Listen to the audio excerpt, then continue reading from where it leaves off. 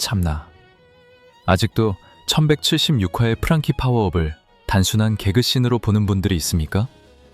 슈퍼 헤비 콜라를 마시고 스트롱 덱스터를 날리는 장면을 보며 그저 우아하고 넘겼다면 당신은 오다 센스의 거대한 함정에 완벽하게 빠진 겁니다.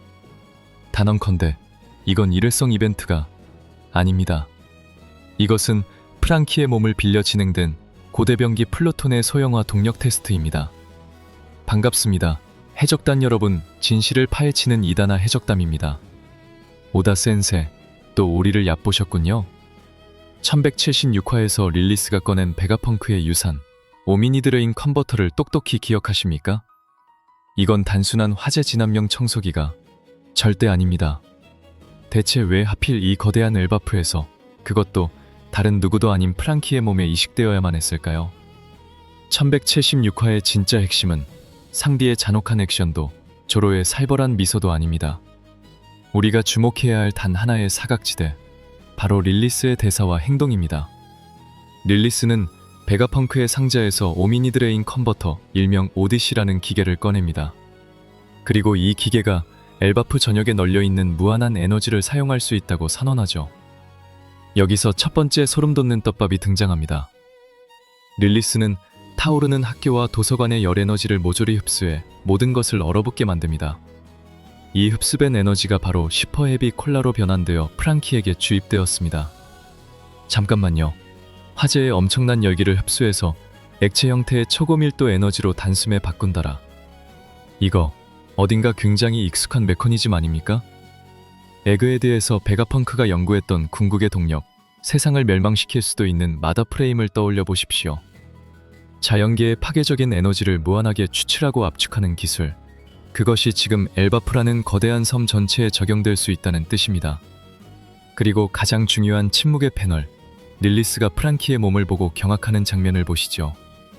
릴리스는 프랑키가 퍼시피스타급의 육체를 가졌으면서도 지금껏 콜라보다 강한 에너지를 써본 적이 없다는 사실에 크게 놀랍니다. 오다 센세, 이건 명백한 의도적 배치입니다. 퍼시피스타는 기본적으로 해군대장 키자루의 레이저와 베가펑크의 최첨단 기술이 지각된 살병기입니다. 하지만 프랑키는 2년 전 벌지모아에서 베가펑크의 옛 동연만으로 스스로를 개조했습니다.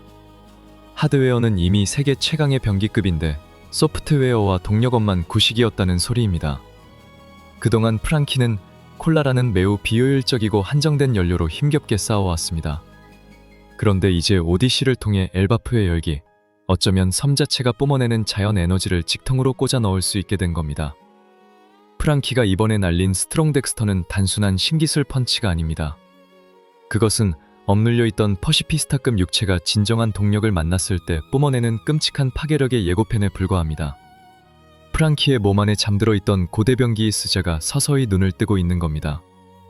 워터 세븐에서 텀씨가 목숨을 걸고 지켰고 아이스버그가 프랑키에게 넘겼던 바로 그 설계도 말입니다. 프랑키는 NES 로비에서 스판담의 눈앞에서 플루톤의 설계도를 불태워버렸죠. 다들 그 거대한 전함의 설계도가 영원히 사라졌다고 믿고 있습니다. 하지만 해적담의 뇌피셜로는 그 설계도는 제가 된 것이 아니라 프랑키의 천재적인 사이보그 뇌리에 완벽하게 각인되어 있습니다. 설계도를 완벽히 외우고 있는 자가 이제 무한의 동력 변환기 오디시를 손에 넣었다? 이것이 의미하는 바는 너무나도 끔찍하고 거대합니다. 이제부터 해적담이 던지는 팩트 폭행을 잘 들으십시오. 워터세븐의 플루톤 설계도, 에그헤드의 마더 프레임, 그리고 엘바프의 무한한 에너지는 결코 개별적인 설정이 아닙니다. 이 세 가지 요소는 오다 센세가 20년 넘게 치밀하게 짜놓은 하나의 거대한 퍼즐, 바로 고대병기의 부활을 가리키고 있습니다. 와노쿠니에서 코즈키 스키야키가 밝힌 충격적인 진실, 진짜 플루톤은 와노쿠니의 깊은 해저에 잠들어 있었습니다. 와노쿠니의 계곡, 즉 거대한 벽을 무너뜨려야만 플루톤을 꺼낼 수 있다고 했죠. 하지만 플루톤의 본체가 와노쿠니에 있다고 해서 프랑키가 외운 설계도가 무의미해지는 것은 절대 아닙니다. 오히려 그 반대입니다. 아이스버그는 고대병기가 누군가의 손에 부활했을 때 그것을 저지하기 위한 카운터 병기로서 설계도가 존재한다고 분명히 말했습니다. 자, 이제 에그헤드의 비극을 떠올려 보십시오. 임은 마더 프레임의 아주 작은 조각만으로 루루시아 왕국을 지도에서 흔적도 없이 지워버렸습니다. 베가펑크는 고대병기를 가동할 수 있는 궁극의 동력을 만들어냈지만 요크의 배신으로 그 통제권은 세계 정부로 넘어갈 위기에 처했습니다. 그렇다면 밀짚모자 일당은 다가올 최후의 전쟁에서 어떻게 이미 압도적인 파괴력에 맞설 수 있을까요? 그 해답이 바로 1176화의 릴리스가 꺼낸 오디시, 즉 옴니드레인 컨버터에 숨어 있습니다. 엘바프는 북유럽 신화에 철저하게 기반을 두고 있는 거대한 숲과 나무의 섬입니다.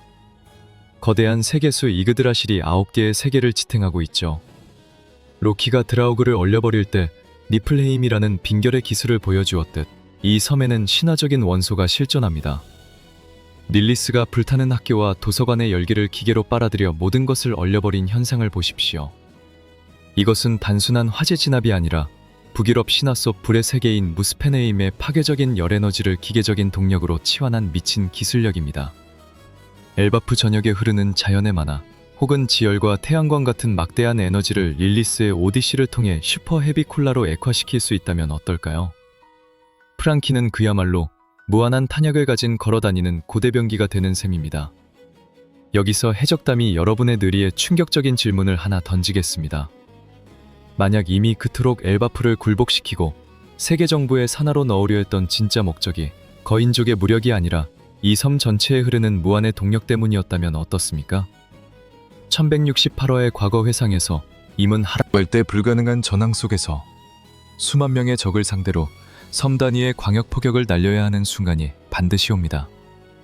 그때 진정으로 각성한 프람키가 전면에 나설 것입니다.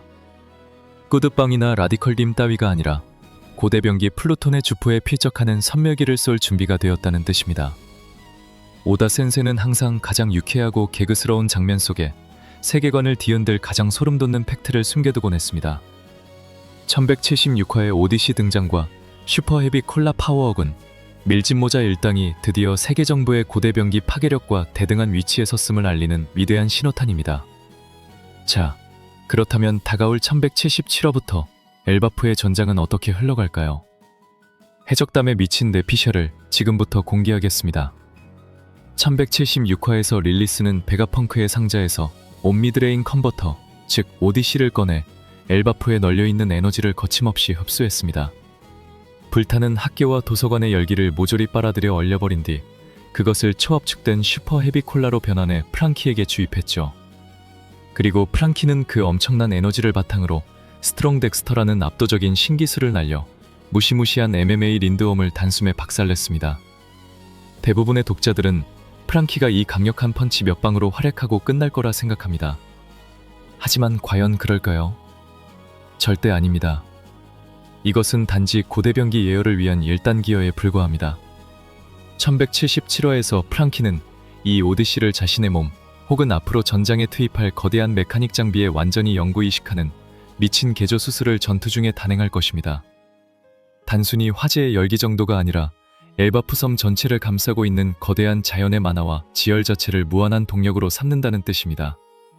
현재 조로와 도리, 브로기 등 거인족 연합은 돔 리버스에 걸린 동족들을 구하기 위해 그들을 죽여서 원래대로 되돌린다는 살벌한 피해 학살극을 준비하고 있습니다. 그러나 이미 흑마술로 조종하는 돔 리버스의 군대와 마리조아의 병력은 끝없이 밀려들 것입니다. 아무리 조로의 참격이 날카롭고 상대의 킥이 치명적이라 해도 수만 명의 거인족 좀비들과 신의 기사단 잔당들을 상대로 체력전은 절대 불가능합니다. 바로 그 절망적인 순간, 전장을 뒤흔드는 압도적인 굉음과 함께 엘바프의 지형 자체가 징벌하는 충격적인 광경이 펼쳐질 겁니다. 그것은 바로 머릿속에 고대병기 플루톤의 설계도를 완벽하게 새겨넣은 프랑키가 쏘아올리는 진짜 산멸기입니다. 릴리스가 경악했듯 프랑키는 그동안 퍼시피스타급의 미친 신체를 가졌음에도 고작 일반 콜라의 낡은 출력에 갇혀 있었습니다. 하지만 이제 베가펑크에 걸작인 오디시 덕분에 그 봉인된 하드웨어의 한계가 완벽하게 박살났습니다. 에그헤드에서 세계 정부에 이미 마더 프레임을 사용해 루루시아 왕국을 지도에서 지워버렸다면 이제 그 반격에 탄이 온 겁니다.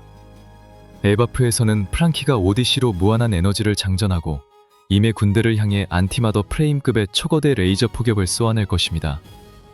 베가펑크가 목숨을 걸고 남긴 최고의 유산 오디시가 세계에서 유일하게 플루톤의 내부 구조를 아는 사나이 프랑키와 만났다.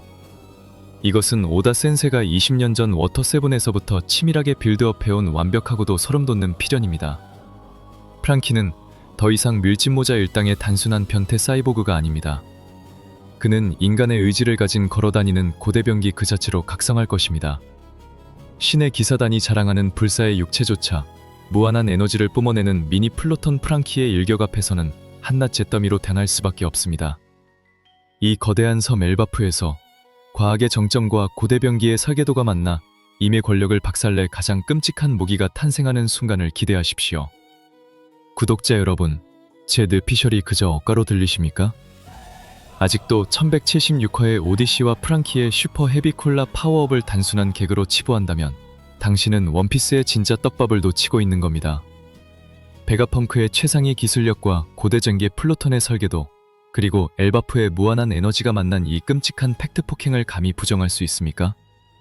프랑키 펌 미쳤다며 가볍게 환호하기 전에 그가 앞으로 쏘아 올릴 진정한 미니 플루톤의 폭격을 상상해 보십시오. 걸어다니는 고대병기 프랑키 가설에 대한 당신의 생각은 대체 어떻습니까? 제 이단화적인 주장에 동의하시는지, 아니면 더 완벽한 논리로 저를 박살낼 수 있는지 지금 당장 댓글로 반박해 보시죠.